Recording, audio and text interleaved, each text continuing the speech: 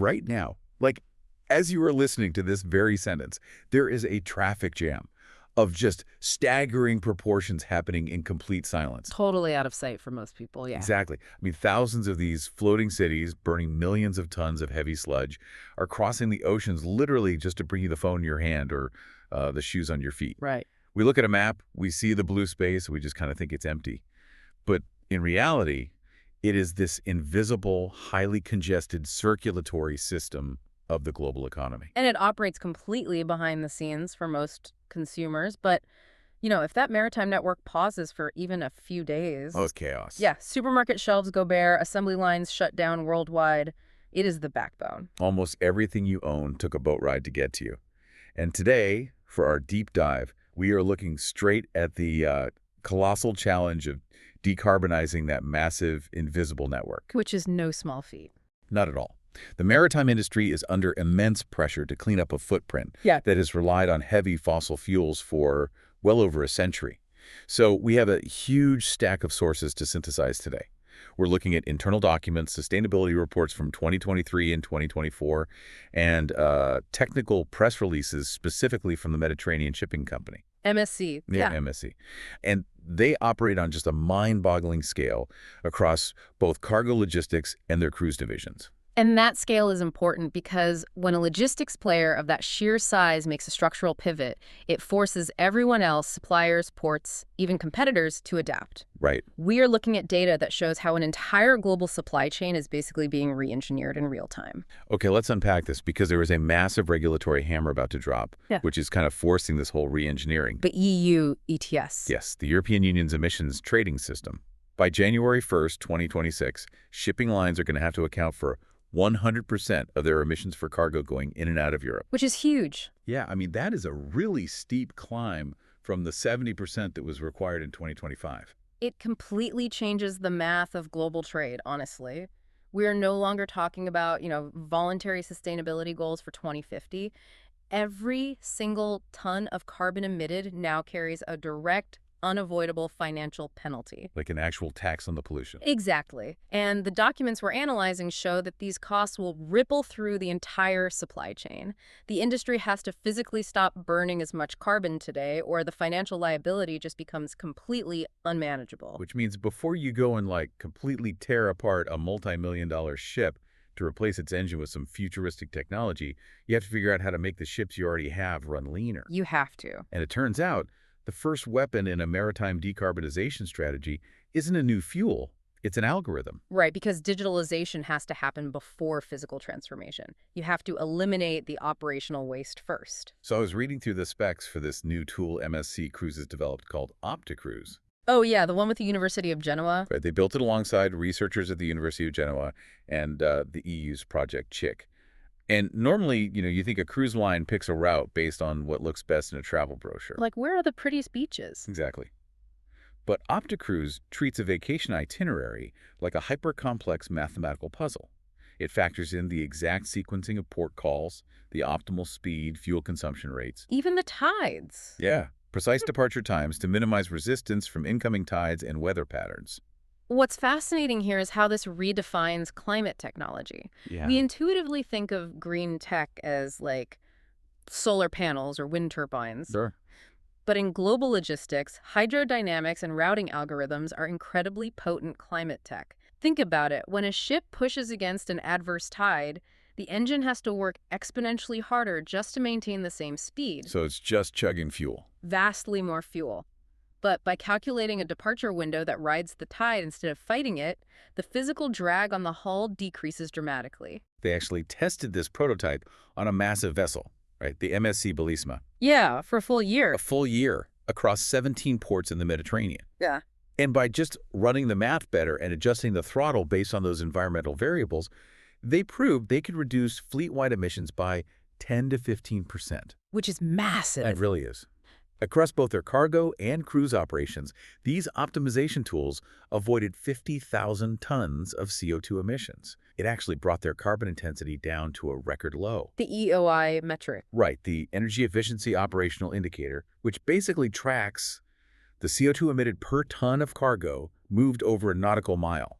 They got that number down to 13.46. And just to put that 10 to 15% reduction into perspective, a large container ship can burn upwards of 150 tons of fuel in a single day at sea. Wow. So saving 15% of that every single day across a fleet of hundreds of ships, it results in a massive absolute reduction in raw carbon entering the atmosphere. It's basically like using Google Maps to find the absolute most fuel-efficient route.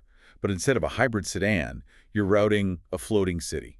Exactly. But, okay, I have to push back here. I love a good algorithm, but aren't we just trimming around the edges? How do you mean? Well, you're still burning marine diesel, just slightly less of it. Doesn't celebrating a software update just kind of delay the inevitable reality that we need to replace the hardware entirely? I mean, algorithms absolutely will not get this industry to zero emissions, you're right. However, dismissing it as just trimming the edges misunderstands the physics of the fuels of the future. Okay, lay the physics on me. The zero-carbon fuels currently in development are incredibly expensive and notoriously energy-dense. They take up significantly more physical space on a ship to deliver the same amount of power. Meaning you literally have less room for the cargo that pays the bills. Precisely. So if you don't perfect the operational efficiency now, you will just be squandering those expensive low-density green fuels tomorrow. You have to optimize the vessel's energy appetite before you introduce a highly constrained energy diet. Okay, I see the progression. You don't put premium synthetic fuel in a vehicle with a leaky fuel line. Right, you tighten the system first. You tighten it. But route optimization only works while the propellers are actually spinning. Eventually, these massive vessels reach their destination and they dock. And that transition from the open ocean to the port introduces an entirely different environmental crisis. Yeah, historically a ship docks, but the operation doesn't sleep.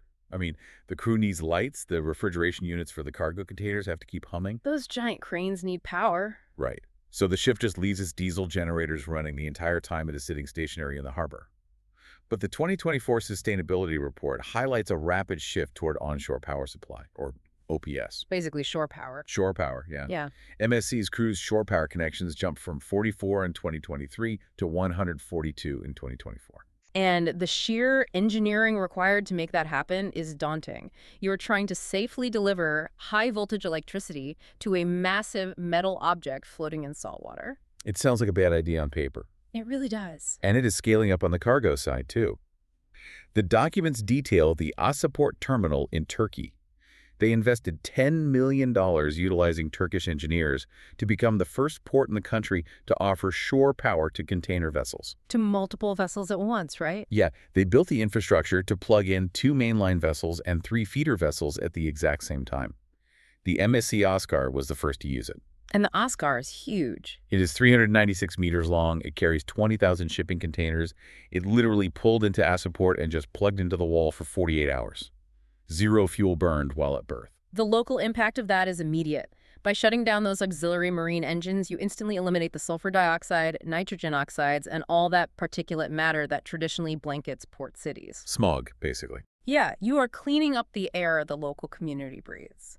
Furthermore, it pushes decarbonization into the broader intermodal network. Right, because the documents note that Asyaport is generating 6% of its own terminal energy from over 3,000 solar panels. Which is a great start. And MSC's rail logistics arm, Medway, is purchasing 27 new electric locomotives to move the cargo inland. Because decarbonizing the ocean crossing is practically useless if the cargo is immediately loaded onto a fleet of heavily polluting diesel trucks at the port. True sustainability requires intermodality shifting cargo from an electrified ship to an electric terminal crane onto an electric train. I see the logic, but I'm still stuck on the reality of plugging a ship of that size into a local grid. Okay. Like we use the analogy of pulling a massive RV into a campsite and plugging into the electrical hookup. What if that local city's power grid is running on a coal-fired power plant? Yeah. Aren't we just playing a geographic shell game? Like you are asking a port city to bear an immense electrical load, potentially firing up a local coal plant, just so the shipping line can claim 0 emissions at the dock. That is the most common critique of electrification, whether we are discussing passenger cars or ocean freighters. But you have to look at the thermodynamics. Okay. A centralized power plant, even an older fossil fuel one, is engineered to be vastly more efficient at generating electricity than a marine diesel engine running at a low, inefficient load while sitting in a harbor. Oh, I see. So mathematically, you still see a net reduction in overall emissions. Even if the power source isn't perfectly green. Yes. And more importantly, national power grids are decarbonizing at a much faster rate than the global maritime fleet. That makes sense. Once that shore power infrastructure is built, the ship's emissions profile improves automatically every single time the local utility company adds a wind turbine or a solar farm to their grid. The port infrastructure stays the same, but the energy flowing through it gets progressively cleaner over the next 20 years. Okay, the plug stays the same, but the juice gets cleaner. I get it. But shore power only solves the problem when the ship is parked. You can't drag a high-voltage extension cord across the Pacific Ocean. Definitely not. To actually move the cargo, you still need liquid fuel. Which forces the industry into a critical, immediate transition phase. Because the futuristic zero-carbon fuels just aren't available at the volumes required to sustain global trade today. So they are relying heavily on biofuels. The MSC biofuel solution utilizes what they call a responsibly sourced second-generation biocomponent. Yi-Chih. Yeah, the technical term is Yi-Chih used cooking oil methyl ester. It is literally processed used cooking oil blended into the marine fuel, which they report can reduce CO2 emissions by up to 84%. And the distinction of it being second generation is vital here. First generation biofuels were highly controversial. Because they were derived from crops grown specifically for fuel, right? Like corn or virgin palm oil. Exactly. Which meant cutting down forests to plant fuel crops and actively competing with the global food supply. Literally burning potential food to transport flat-screen TVs. Exactly the problem. Second-generation biofuels like Yi-Chih rely strictly on waste products. It takes agricultural residue or the spent oil from industrial fryers, materials that were destined for waste, and refines them into a usable energy source. Here's where it gets really interesting, because the way they actually account for this environmental benefit is fascinating. They draw a very sharp line between carbon offsetting and carbon insetting. Two very different things. Right. We all know offsetting. You buy a plane ticket, pay an extra $5, and the airline promises to plant trees in a forest somewhere. You're trying to erase your carbon footprint by funding an unrelated green project somewhere else. Right. But MSC emphasizes carbon insetting. This means delivering direct CO2 savings within the actual shipping value chain itself. Insetting is a much more rigorous accounting method because it forces the industry to clean up its own house, rather than outsourcing the guilt. But wait, I need you to walk me through the mechanics of how they sell this, because they use something called the mass balance concept. Sure. Let's say you are a major retailer shipping sneakers from Vietnam to Los Angeles, and you pay a premium for the biofuel to hit your corporate climate targets. Okay. MSC might not actually have a biofuel bunkering facility in Vietnam that week, so they load the physical used cooking oil into a completely different ship over in Rotterdam. Right. That ship in Europe burns the green fuel, but your sneaker shipment in the Pacific gets the verified climate credit. How is that not just a creative form of corporate greenwashing? I know, it sounds counterintuitive, but it's based on how atmospheric chemistry works. The atmosphere doesn't care whether the carbon was reduced over the Pacific Ocean or the North Sea. The net reduction in global greenhouse gases is identical. Okay. The mass balance system solves a massive logistical bottleneck. You bunker the green fuel strictly where the supply is abundant and the infrastructure exists, preventing the carbon footprint of transporting the biofuel itself across the world just to put it in a specific ship. That is clever. Okay, but how do you prevent a company from selling the exact same green credit to 5 different sneaker companies? That is where the auditing comes in. Oh. The documents mention DNV, which is Det Norske Veritas, one of the world's leading maritime classification societies. They act as an independent, third-party auditor. They examine the purchasing invoices to ensure that if a shipping line buys 1,000 tons of biofuel in Rotterdam, they can only sell 1,000 tons worth of green credits globally. Got it. The physical fuel and the environmental attribute are decoupled, but the math is strictly verified. So it scales the green impact without waiting for every port on Earth to build a biofuel refinery. Exactly. But looking at the sheer volume of global trade, there is a glaring physical limit here. I mean, there simply aren't enough deep fryers and fast food restaurants on Earth to produce the used cooking oil needed to power the 100,000 commercial ships crossing the oceans. No, there aren't. If we tried to scale this up to power the entire industry, wouldn't we just incentivize bizarre market behaviors, like intentionally wasting clean oil just to sell it as a premium marine fuel? You've identified the ceiling of the biofuel strategy. Waste oils are a finite resource.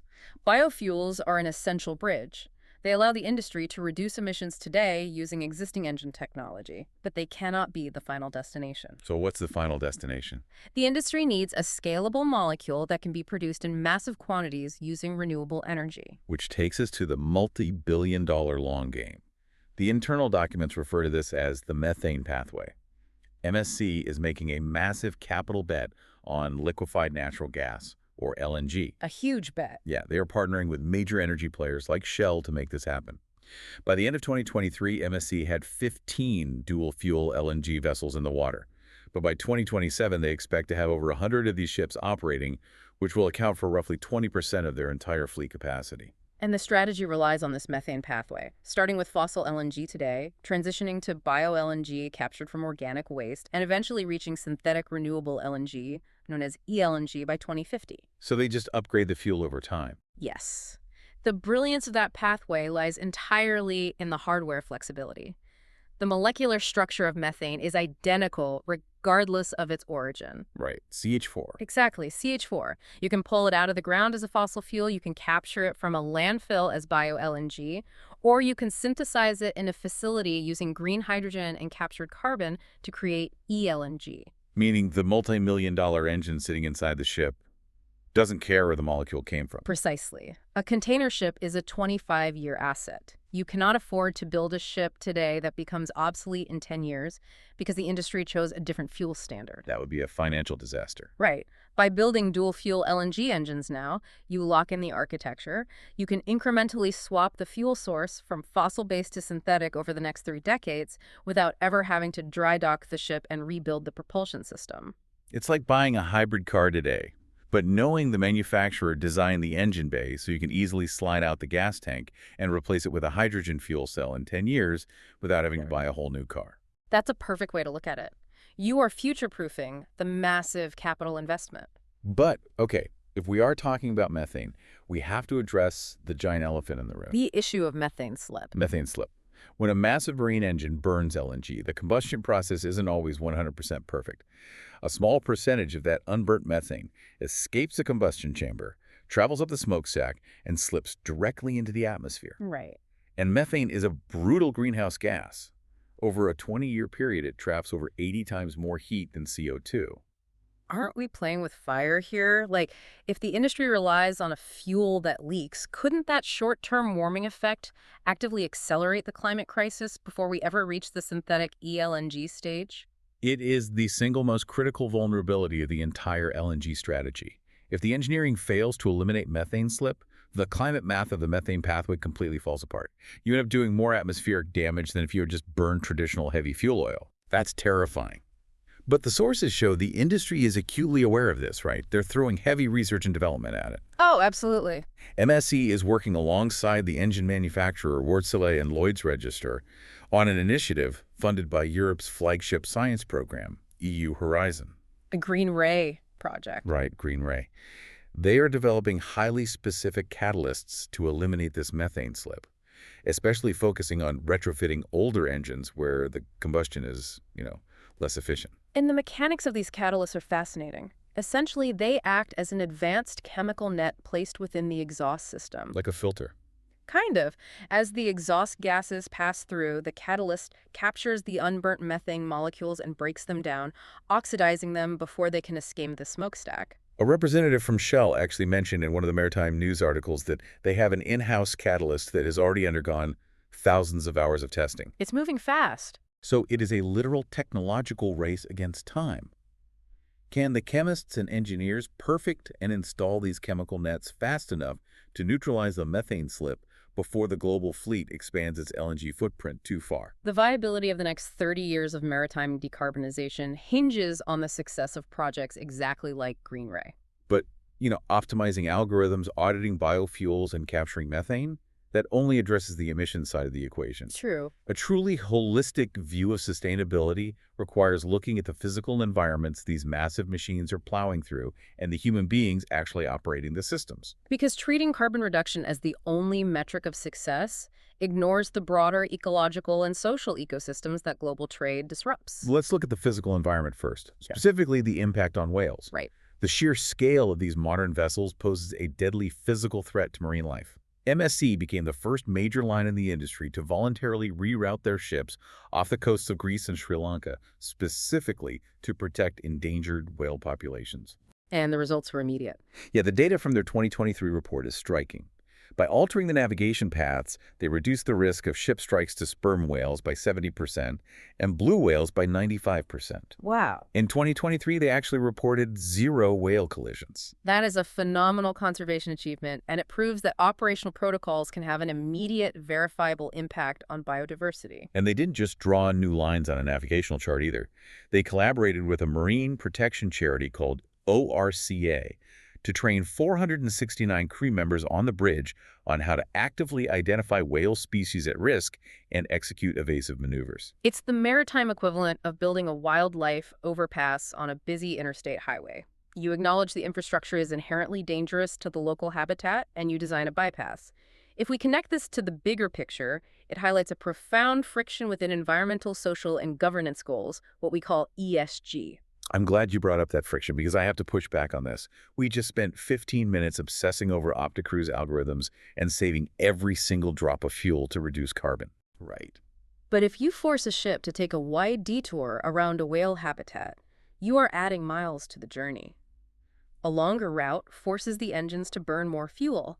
Doesn't saving the whale actively work against the strict decarbonization goals that the EU ETS is about to penalize them for? It does. It is a direct, unavoidable conflict between two noble environmental goals. Carbon reduction demands the shortest, most efficient route possible. Biodiversity conservation sometimes demands the exact opposite. So what do you do? True sustainability requires a willingness to balance those trade-offs. You have to be willing to accept a slight penalty in your carbon efficiency to ensure you aren't physically driving a keystone species into extinction. It forces a company to optimize for the health of the entire ecosystem rather than chasing a single metric on a carbon spreadsheet. And navigating those trade-offs requires an incredibly skilled workforce, which kind of brings us to the human element. The seafarers operating a high-voltage shore power connection or managing the combustion parameters of a dual-fuel LNG engine is vastly different from running a traditional diesel engine from the 1990s. It's practically a different job. The documents outline a massive retraining effort. MSC's Ocean Learning Platform delivered over 42,000 hours of training to their seafarers. They explicitly frame this as a just transition to ensure their crews aren't left behind by the technology. And their crew retention rate currently sits at 89%, right? Yeah, 89%. In an industry notorious for high turnover and grueling conditions, retaining 89% of your workforce is an incredible operational advantage. The human capital required to execute this green transition is vast. You cannot drop bleeding-edge, high-voltage green technology onto a moving vessel in the middle of the ocean and expect it to run itself. And importantly, the internal data shows they aren't hoarding this operational knowledge either. The era of total corporate secrecy seems to be fading out of necessity. They have to collaborate. MSC signed a 5-year impact partnership with the Global Center for Maritime Decarbonization, the GCMD, based in Singapore. They are actively sharing vessel data, operational insights, and even funding green pilot programs. They're essentially sharing their homework with their competitors. Because a fragmented approach will fail. The infrastructure required from biofuel refineries to synthetic LNG plants to standardized shore power grids demands industry-wide standardization. You cannot build a global green infrastructure if every shipping line uses a different proprietary plug. So what does this all mean? We started by visualizing the oceans not as empty blue space, but as the invisible circulatory system of our world. And when you look closely at what is actually happening out there, the scale of innovation is staggering. It really is. You have hydrodynamics algorithms fighting the tides to save every drop of fuel. You have massive high-voltage infrastructure being built to plug floating cities into the grid. We're taking the waste oil from industrial fryers and auditing it through mass balance to make trade greener today, while pouring billions into chemical catalysts to safely transition to synthetic methane over the next 30 years. All while actively steering these behemoths away from endangered whales. Right. It is a monumental, multi-layered technological race happening entirely out of the public eye, driven by the urgent reality that the atmosphere can no longer absorb the cost of global trade. Well said. So the next time you click buy online and you're waiting for that package to arrive at your door, picture the incredible complexity and the thousands of people working on the open ocean right now to get that item to you responsibly. It's a lot to think about. But it does leave us with one final, slightly uncomfortable thought to chew on. We've seen how expensive and difficult this entire green transition is. The algorithms, the synthetic fuels, the retrofitted engines, all of this carries a massive financial premium. A huge premium. If zero-emission shipping eventually becomes a reality, but it fundamentally doubles or triples the baseline cost of ocean freight, how will that change the very nature of global consumerism? That's the real question. Will the modern era of cheap next-day delivery from the other side of the world survive the green transition? Or will the true internalized cost of moving things across that invisible ocean highway finally force us to rethink what we buy and where it actually comes from? Something to think about next time you see a shipping container.